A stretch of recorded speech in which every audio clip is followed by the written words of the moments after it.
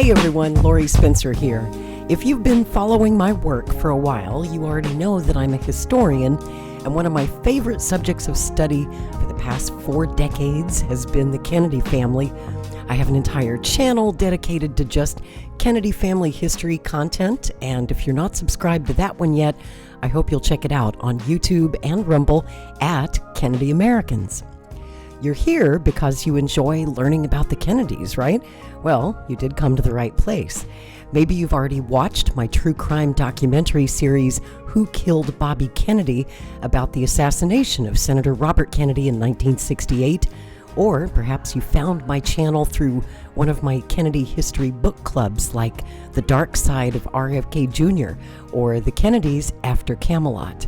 If you haven't explored those yet, I'll pop some links to all the playlists down in the comments section below.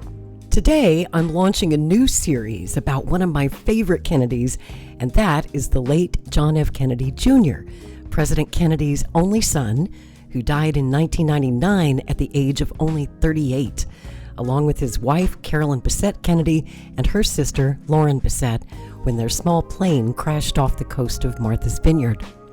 More than a quarter century now after their deaths, it seems there's a lot of interest now in JFK Jr. and Carolyn, especially lately, partly because of that biopic that Ryan Murphy is currently producing for the FX network called American Love Story, and that is due out, I think, around Valentine's Day of next year, February 2026. And also, there's a new 3-part CNN documentary series about JFK Jr., which premieres this weekend, Saturday, August 9th. And I've been getting a lot of comments and requests for, hey, do something on your Kennedy channel about JFK Jr. And it's it was a difficult topic for me to do because John was someone that I actually knew for 8 years back in the 90s. And I've decided I will go ahead and share my own personal story as this series moves along. It's a fun personal story, and I know you'll enjoy it. It just sort of dawned on me recently that there's a whole generation of young people out there now who have no memory at all of JFK Jr., yet they're utterly fascinated by him. I guess it's sort of how my generation, I'm a Gen X kid, felt about his father, JFK. We were born after his assassination and only knew him through the memories and the lived experiences of others who actually knew him. That's why oral histories are so important. I feel that those of us who lived through those times, the 70s, the 80s, the 90s, who remember JFK Jr. and Carolyn, we have a duty, an obligation, I guess, to future generations to share our stories and our memories. And that's why I've titled this new series about JFK Jr., The Man Behind the Myth. In the series, I will attempt, anyway, to cut through all the Camelot fairy tales and just show you the real person. John Kennedy was an enigma to the public at large. They thought of him as America's prince, as royalty. But to those of us who knew him, he was just John. He was a pretty regular guy. There was no princely air about him, and that's not how he lived. But I think in this first episode, we should talk about how he died and sort of work our way backwards from there through John's life, because we all know how this story ends so tragically, so much hope lost, and 3 bright young lights extinguished forever. So, let us begin with episode 1, A Midsummer Night's Bad Dream. July 16th, 1999. It was nearly 8:30 on this torrid Friday evening, and the sun was already sinking into the strange yellowish haze that consumed the horizon. If he had left 2 hours earlier, as originally planned, John F. Kennedy Jr. would have arrived at Martha's Vineyard in time to see Gayhead's majestic gray, white, and crimson clay cliffs standing in sharp relief against the darkening sky. Gliding over the cliffs, John and his 2 passengers in the Piper Saratoga, his wife, Carolyn Bessette, and Carolyn's sister Lauren, would all have been treated to a gull's eye view of Red Gate Farm, the 474-acre estate that had been his mother Jacqueline Kennedy's true refuge, her Shangri-La of dunes, marshes, Scotch pines, and scrub oaks, bordered on one side by square-shaped Squibnocket Pond and on the other by 4,620 sandy white feet of private oceanfront. Kennedy family friend George Plimpton called it a dream palace, a sunlit place. It's hard to explain the effect it all had on you, all the variations in color, water sparkling like diamonds everywhere you looked. That had been the original plan, to leave Manhattan at 6:30 p.m. and be in the air by 7:15, so that John, who had yet learned how to rely solely on his instruments, could fly under visual flight rules. John was accustomed to cutting things close, and given the Piper's cruising speed of 180 miles an hour, leaving at 7:15 would put them safely on the ground at Martha's Vineyard Airport well before nightfall. They would drop Lauren off with her friends and then make the quick hop over to Hyannisport for the wedding of John's cousin, Rory Kennedy, RFK's daughter, all before Cape Cod, the islands, and the ocean that separated them were engulfed in darkness. Even if they had managed to leave on time and make it to the vineyard before sunset, Carolyn was far from enthusiastic about boarding a small plane with her husband alone at the controls. She was well aware of just how much her husband enjoyed pushing the envelope, like the time just a few years earlier when a group of John's friends watched as he swam out to sea off the coast of Baja California and simply vanished. John's terrified pals began to run for help when, as one recalled, all of a sudden he just reappeared. Then there were the kayaking trips in which John would take off alone for long stretches at a time and simply materialize at base camp, filthy, wrung out, and deliriously happy. John simply showed no signs of outgrowing his daredevil streak. Just that spring, South Dakota authorities had denied his request to rappel down the face of Mount Rushmore, the sort of stunt that prompted his closest friends to call him the master of disaster. It was a part of John's personality that Carolyn's celebrated mother-in-law took great pride in. Jackie Kennedy made a point of indulging, even encouraging her son's instinctive adventurous streak. Whether he was mountain climbing, scuba diving, playing football, skiing, or simply zipping in and out of midtown Manhattan traffic on a bike or on rollerblades, Jackie was proud of her son's unfettered athleticism. She did not even protest when he disappeared into the wilderness for as much as a week at a time. John's obsession with taking to the skies at the controls of his own plane was an entirely different matter. "Please don't do it," she pleaded with John when she discovered he was pursuing his pilot's license. She said, "There have been too many deaths in the family already." Given the Kennedys' track record when it came to flying, Jackie clearly had a point.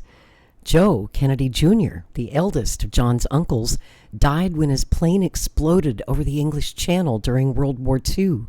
4 years later, in 1948, John's aunt, Kathleen Kick Kennedy, perished along with her lover, Earl Fitzwilliam, when their plane crashed in France. John's aunt, Ethel, lost both of her parents in a 1955 plane crash in Oklahoma, and her brother when his plane crashed 11 years later.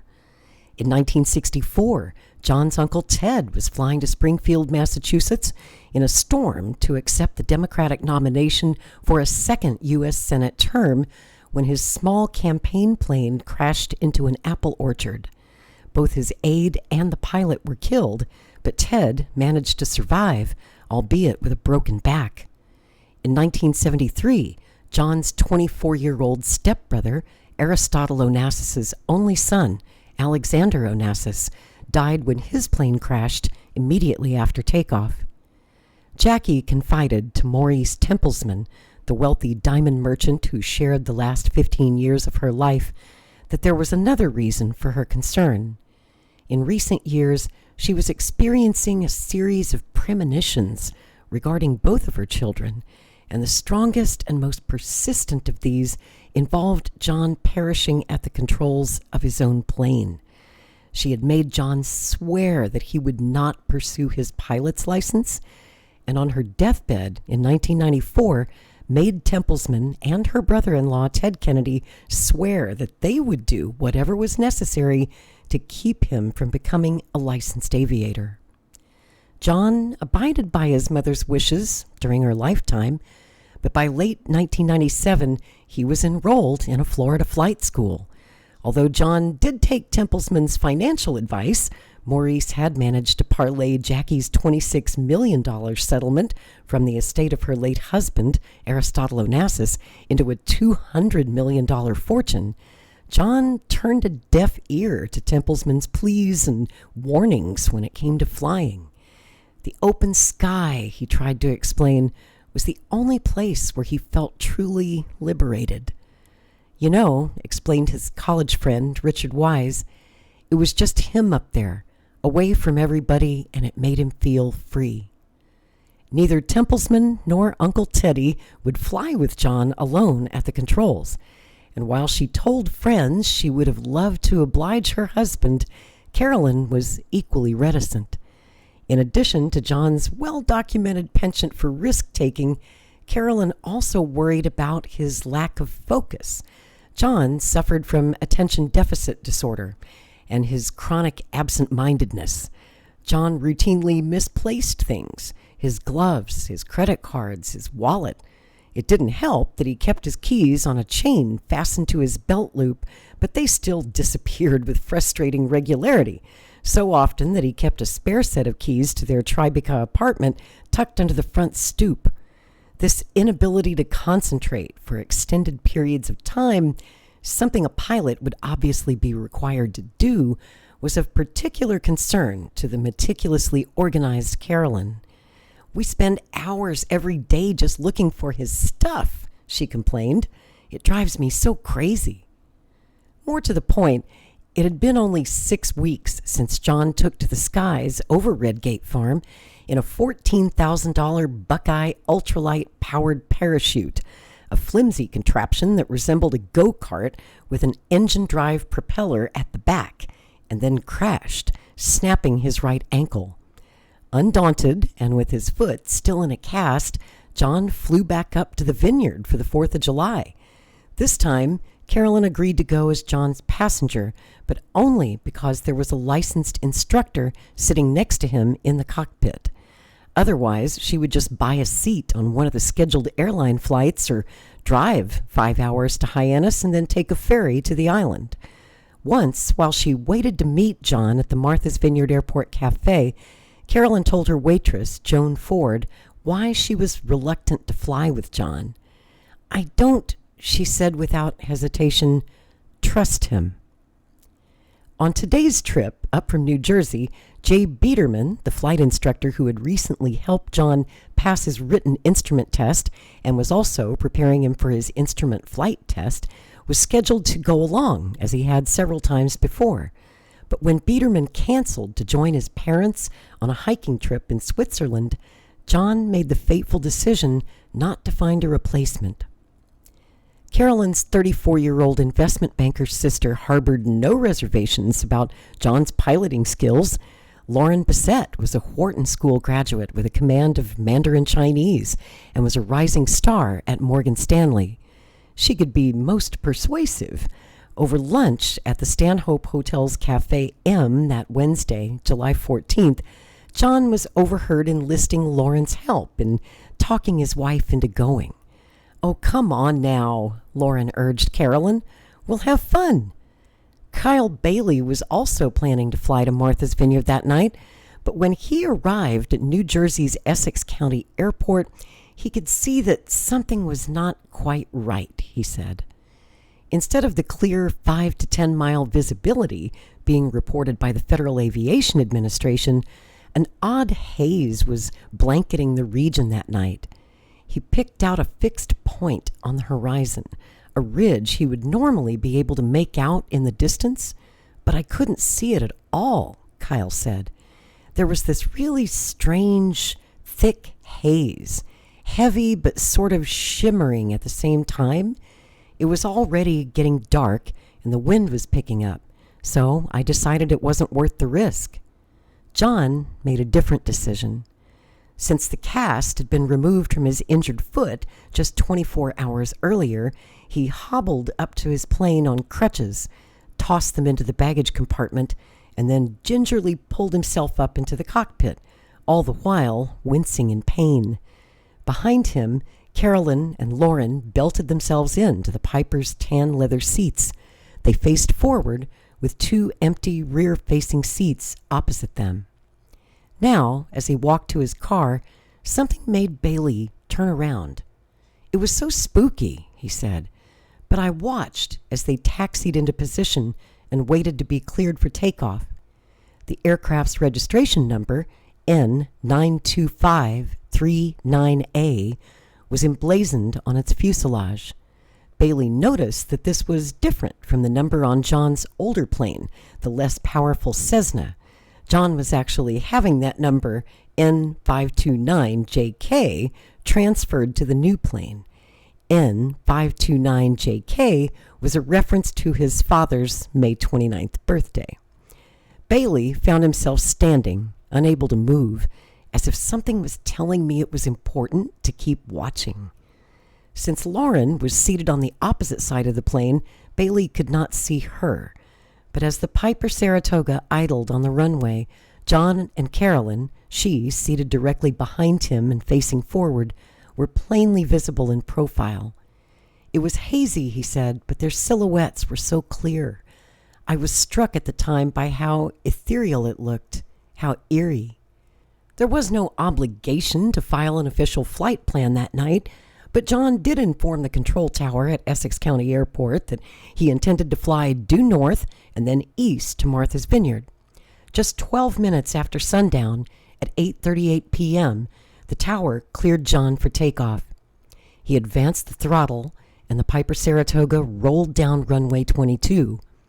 In a matter of seconds, the plane carrying JFK Jr., his wife Carolyn, and sister-in-law Carolyn Bessette lifted off the tarmac and sailed smoothly into the twilight sky, heading due south at first over a golf course, then banking right before making a gentle turn towards the northeast.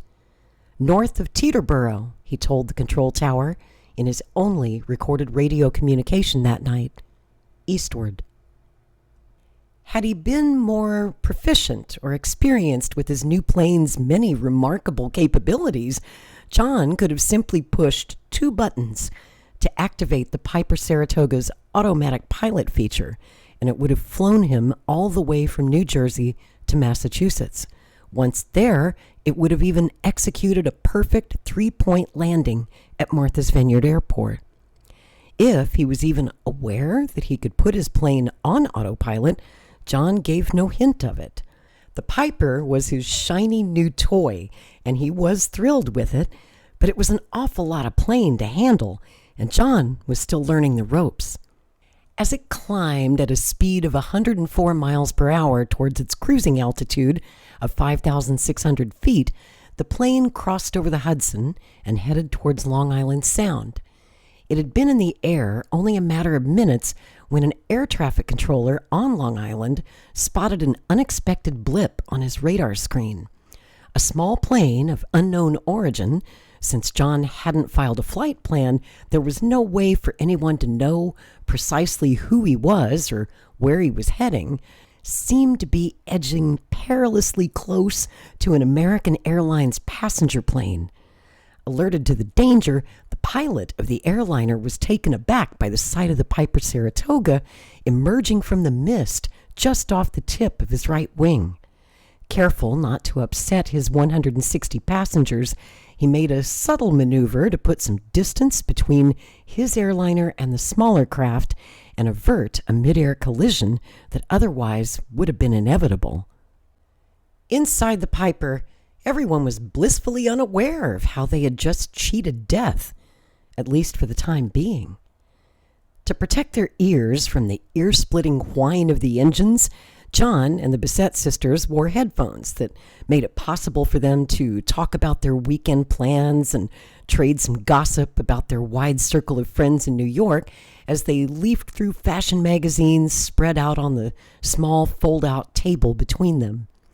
John must have thought he was playing it pretty safe at that point, never straying far from the Connecticut coastline, ticking off the names of the cities and towns as they appeared one by one just over his left shoulder: Greenwich, Bridgeport, New Haven, Old Saybrook, New London, Mystic.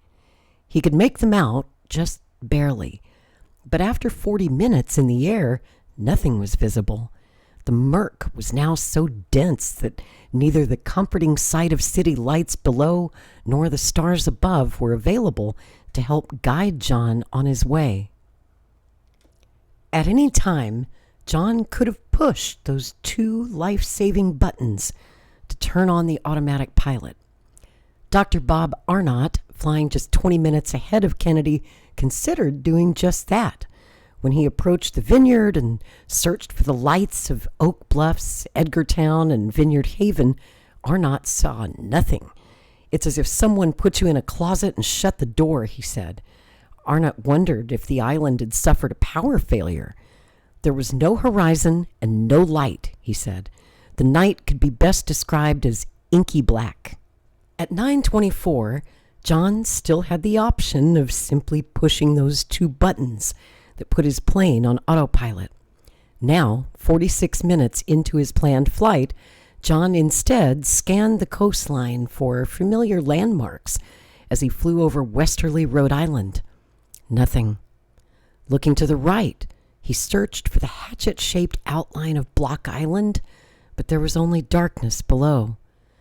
Anyone flying strictly by visual flight rules and not relying solely on their instruments would normally have borne left once he reached Point Judith and clung to the coastline until he reached Buzzards Bay.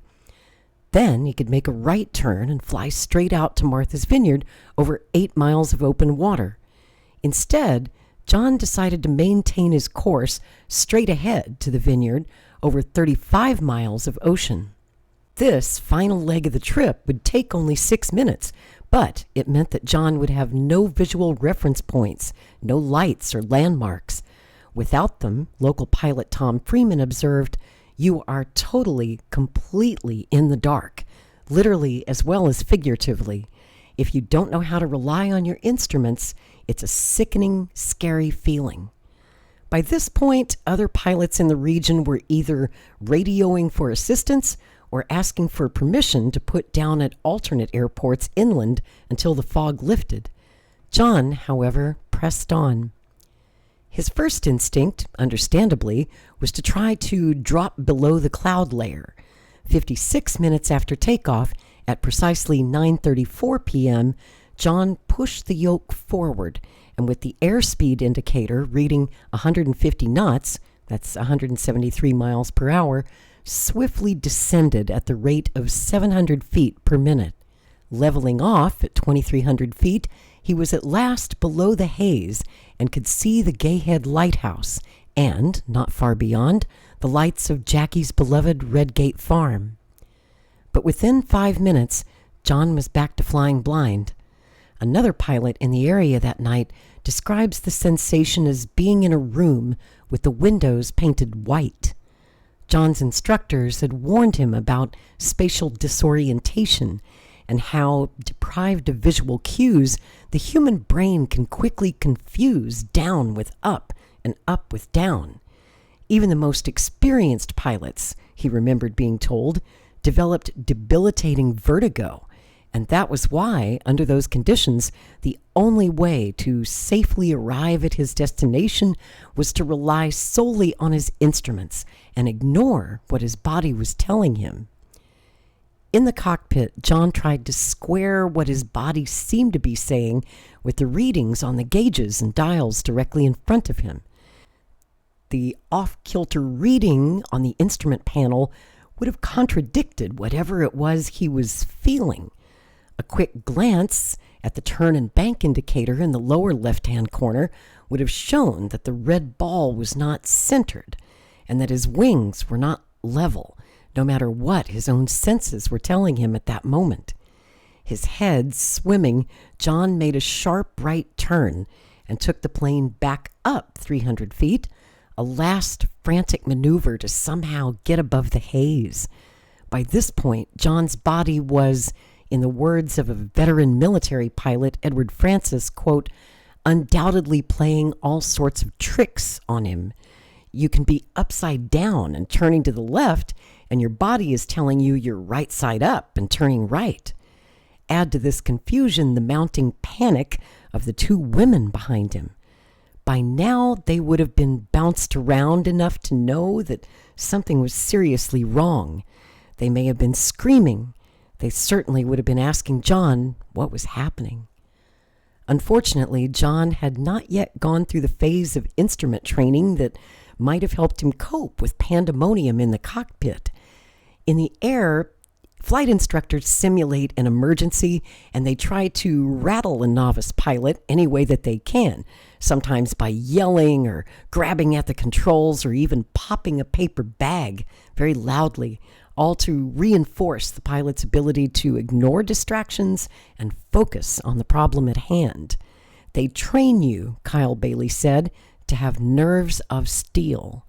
Still, John managed to level off at 2,600 feet and steer the plane straight for Martha's Vineyard Airport, now just 20 miles ahead. He maintained this course for a full minute before he must have again begun listening to the mixed messages that his senses and the instruments were sending him.